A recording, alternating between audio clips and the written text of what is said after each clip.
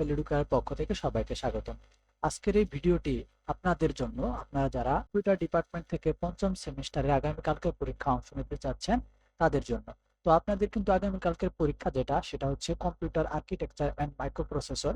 তো এই সাবজেক্টটির শেষ মুহূর্তের প্রস্তুতিমূলক যে সাজেশনটা আমাদের আছে সেই সাজেশনটা আমি আপনাদেরকে আজকে দেখাবো। তো এখানে লক্ষ্য করুন, আপনাদের জন্য আজকে এই শেষ মুহূর্তের প্রস্তুতিমূলক সাজেশনটি এখানে দেখতে পাচ্ছেন আপনারা স্ক্রিনে। তো এখানে প্রথম অধ্যায় থেকে যে প্রশ্নগুলো আপনাদেরকে পড়তে হবে, এখানে অতি সংক্ষিপ্ত প্রশ্ন দেওয়া আছে 7টা, কিন্তু এখান থেকে আপনাদের ইম্পর্টেন্ট যে প্রশ্নগুলো, একটা হচ্ছে 2 নাম্বার, 6, 7, এই 3টা প্রশ্ন গুরুত্বপূর্ণ। আর হচ্ছে এখান থেকে ফেজ সাইকেল বলতে কি বোঝায় এই প্রশ্নগুলো আপনাদেরকে পড়তে হবে। এরপর সংক্ষিপ্ত প্রশ্নাবলীর মধ্যে 3টা প্রশ্ন দেওয়া আছে। 3টা প্রশ্নের মধ্যে আপনাদের যে 3 নাম্বার প্রশ্নটা, 2 ডেসিমাল সংখ্যা যোগ করার প্রোগ্রাম লেখো, এটা। আর হচ্ছে মেশিন সাইকেল বলতে কি বোঝায়, এটা। তো এটা 2টা গুরুত্বপূর্ণ। আর এখান থেকে আপনাদের 2টা প্রশ্ন দেওয়া আছে, 2টা প্রশ্ন গুরুত্বপূর্ণ। তবে এখান থেকে যে 2 নাম্বার প্রশ্নটা আছে, এই প্রশ্নটা খুবই গুরুত্বপূর্ণ, এটা 3 স্টার মার্কের মতো। তো আপনাদের 1 নাম্বার যে প্রশ্নটা আছে সেই প্রশ্নটা পড়তে হবে, সাথে সাথে এই 2 নাম্বার প্রশ্নটা একটু ভালো করে পড়ে নেবেন। আর এইখান থেকে দ্বিতীয় অধ্যায়ের অতি সংক্ষিপ্ত প্রশ্নের মধ্যে আপনাদেরকে যে flag register, stack based machine, তারপর এখান থেকে হচ্ছে অপারেন্ড, ওপি কোড বলতে কি বুঝো, এই প্রশ্নগুলো একটু আপনারা দেখে নেবেন। আর বাকি প্রশ্নগুলো কিন্তু আপনারা একটু দেখে নেবেন সময় হলে। আর সংক্ষিপ্ত প্রশ্নাবলীর মধ্যে এখান থেকে অনেকগুলো প্রশ্ন দেওয়া আছে, কিন্তু এখান থেকে এতগুলো প্রশ্ন আপনাদেরকে পড়তে হবে না। এখান থেকে আপনারা পড়বেন স্ট্যাক কি, স্ট্যাকের প্রধান 2টি কাজ লেখো, পিসিইআর। আর এখান থেকে এই যে প্রশ্নটা পিসিএসপিইআর এই প্রশ্নটা কিন্তু আপনাদের অতি সংক্ষিপ্ততে আসতে পারে, ফুল মিনিং লিখে বা ফুল মিনিং লিখতে বলতে পারে। তো এটা আপনাদের পড়তে হবে। আর হচ্ছে সংজ্ঞা লিখো, এটা। আর 1 নাম্বার যে প্রশ্ন আছে, রেজিস্টার কত প্রকার ও কি কি। আর 2 নাম্বার প্রশ্নটা আপনাদেরকে আমি অতি সংক্ষিপ্তের জন্য পড়তে বলবো। এখান থেকে এর যে ফুল মিনিং গুলা সেগুলো আসার সম্ভাবনা থাকে।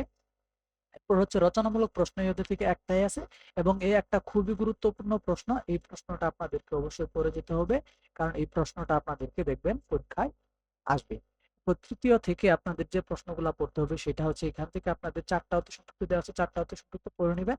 তবে এএলইউ এবং কো প্রসেসর বলতে কি বোঝায়, এই 2টা প্রশ্ন কিন্তু আপনাদের গুরুত্বপূর্ণ। আর সংক্ষিপ্ত প্রশ্ন একটা দেওয়া আছে, সংক্ষিপ্ত প্রশ্ন 2টা দেখে নেবেন। এবং এখান থেকে আপনাদের 2টা রচনামূলক প্রশ্ন দেওয়া আছে, 2টা রচনামূলক প্রশ্নের মধ্যে আপনাদের 4 বিট এএলইউ ব্লক ডায়াগ্রাম অঙ্কন করে দেখা, এটা হচ্ছে আপনাদের গুরুত্বপূর্ণ। এটা ভালো মতো পড়বেন, 2টাই গুরুত্বপূর্ণ, তবে 2 নাম্বারটা একটু বেশি গুরুত্বপূর্ণ।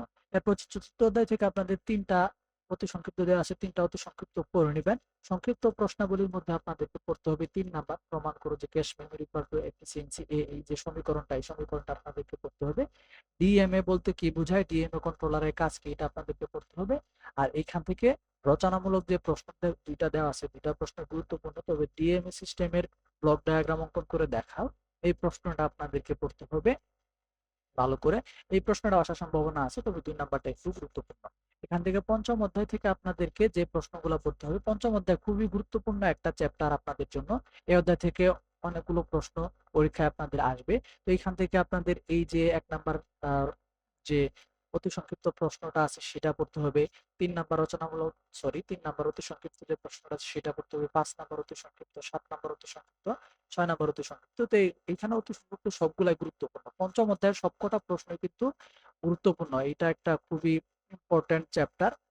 এখান থেকে আপনাদের বিশেষ করে আপনাদের 8086 প্রসেসর বিষয়ক যে যে প্রশ্নগুলো আছে, এই প্রশ্নগুলো আপনারা খুবই ভালো মতো কিন্তু পড়ে নিবেন। আর এখান থেকে যে অতি সংক্ষিপ্ত প্রশ্নটার পর যে সংক্ষিপ্ত প্রশ্নটা আপনার 2 নাম্বারটা দেখতে পাচ্ছেন, পিন ডায়াগ্রাম, 8086 এর পিন ডায়াগ্রাম, এই প্রশ্নটা আপনাদের আসবেই 100% পর্যন্ত এটা। এখান থেকে যে বাকি প্রশ্নগুলো আছে এগুলো আপনারা দেখে নেবেন, 10 নাম্বারটা দেখে নেবেন, 11 নাম্বার প্রশ্নগুলো দেখে নেবেন। তো এই যে চ্যাপ্টারটা, এই চ্যাপ্টার থেকে 8086 মাইক্রো প্রসেসরের উপর ভিত্তি করে যে প্রশ্নগুলো আছে সেই প্রশ্নগুলো কিন্তু আপনাদের পড়তে হবে। আর এইখান থেকে দেখেন যে প্রশ্নটা দেওয়া আছে, এখানে এই প্রশ্নের মধ্যে 2টা প্রশ্ন দেওয়া আছে, এইখানে একটা আর এখানে আরেকটা প্রশ্ন দেওয়া আছে। এই 2টা প্রশ্নের মধ্যে যে কোনো একটা কিন্তু আপনাদের আসবে, আর এটা না পড়লে হবে, তবে এই 2টা প্রশ্ন কিন্তু আপনারা অবশ্যই পড়বেন। এরপর ষষ্ঠ অধ্যায় থেকে যে প্রশ্নগুলো দেওয়া আছে, এখান থেকে আপনারা সেগমেন্ট ডিক্রেটিভস কেন ব্যবহার করা হয় এটা পড়বেন। তারপরে এসটিসি সিএলসি এটা পড়বেন, 8086 এটা পড়বেন। আপনাদের যে সারা বইয়ে যে 8086 প্রসেসর নিয়ে যে প্রশ্নগুলো আছে এগুলাই কিন্তু আপনাদের ইম্পর্টেন্ট, বেশি ইম্পর্টেন্ট, এগুলো আপনাদেরকে পড়তে হবে। তারপর অ্যাসেম্বলার কাকে বলে, এটা একটা গুরুত্বপূর্ণ। এই প্রশ্নগুলা আপনাদেরকে অবশ্যই দেখে নিতে হবে। আর এখান থেকে যে প্রশ্নটা আছে সংক্ষিপ্ত প্রশ্ন, এখান থেকে 1 নাম্বারটা, 2 নাম্বারটা, 4 নাম্বারটা, 6 নাম্বারটা, এগুলো কিন্তু গুরুত্বপূর্ণ। আর পুশ এবং পপের ইনস্ট্রাকশন, এটাও কিন্তু আপনাদের জন্য গুরুত্বপূর্ণ। তারপর রচনামূলক প্রশ্ন, এখান থেকে আপনারা 1 নাম্বারের মধ্যে 2টা প্রশ্ন দেখতে পাচ্ছেন। 2টা প্রশ্ন থেকে যে কোনো একটা কিন্তু আপনাদেরকে আসবে। আর 2 নাম্বারটা আপনাদের জন্য গুরুত্বপূর্ণ। 8086 মাইক্রোপ্রসেসরের যে অ্যাড্রেসিং মোডগুলো, এই অ্যাড্রেসিং মোডগুলোর উদাহরণ এবং বর্ণনা কিন্তু আপনাদের পরীক্ষায় এসে থাকে। আর এখান থেকে 3 নাম্বারটা আপনাদের পড়ার অতটা দরকার হবে না, তারপরেও পড়ে নিবেন, আসতে পারে। তো এখান থেকে এই যে 3টা প্রশ্ন, এই 3টা প্রশ্ন থেকে তো অবশ্যই আপনারা একটা কমন পাবেনই। আর সপ্তম অধ্যায় থেকে যে প্রশ্নগুলো আছে, অতি সংক্ষিপ্ত 2টা প্রশ্ন আছে, অতি সংক্ষিপ্ত 2টা প্রশ্নই করতে হবে। আর এইখান থেকে আপনাদের যে সংক্ষিপ্ত প্রশ্নগুলো আছে, সংক্ষিপ্ত প্রশ্নগুলো দেখে নিতে হবে। আর রচনামূলক প্রশ্ন, এখান থেকে আপনাদেরকে যে 8086 এর মিনিমাম সিস্টেম ইন্টারফেস, এটা আপনাদের আসতে পারে। তারপর হচ্ছে অ্যাড্রেস স্পেসের হার্ডওয়্যার, এটা আপনাদেরকে আসতে পারে।